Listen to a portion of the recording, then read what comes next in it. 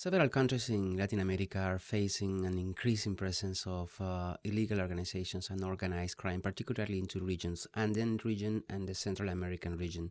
In both of them, a combination of corruption, lack of accountability, weak rule of law, and the increased profits that drug trafficking generates are creating turmoil after 20 years of democracy.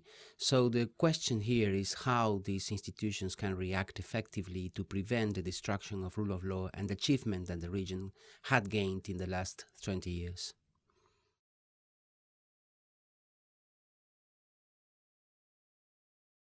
The drug trade has transformed politics in countries such as Colombia, Venezuela, or Guatemala through the draining of resources, the corruption of public officers, and the destruction of rule of law institutions at a local basis. For example, in Guatemala, the penetration of illicit organizations in the current elections, which are on the verge to second round, is quite obvious.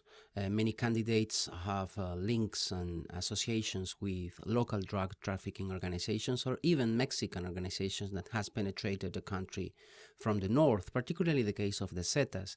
In Colombia, Crisis Group has repeatedly warned about the continuation of these links now with the so-called BACRIM, the criminal gangs, which according to the own government is representing a serious threat for accountability and transparency in local governance. And finally, in Venezuela, the problem is aggravated because there are clear signs that the government itself is involved in corruption and drug trafficking, providing fertile ground for these organizations, particularly in the border with Colombia.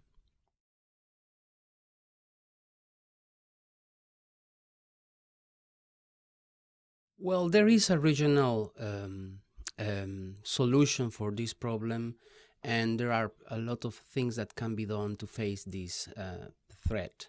First of all, we have to strengthen local institutions at a very local basis. I'm talking about municipalities, local governments, prosecutors and judges, which are on the field facing this threat.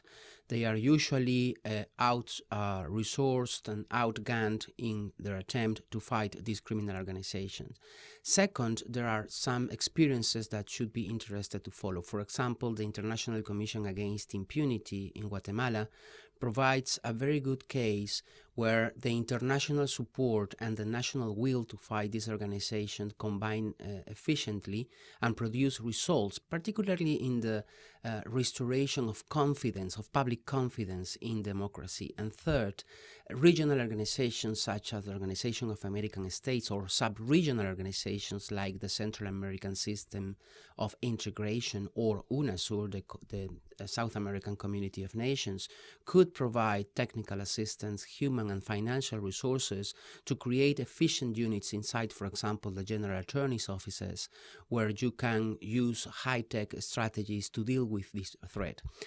At the end, however, we are talking about a global threat, where the participation of the countries of the North, particularly the United States, is crucial, not only at providing resources, but also at assuming its own responsibilities as consumers of the drugs that South and Central American countries are involved with.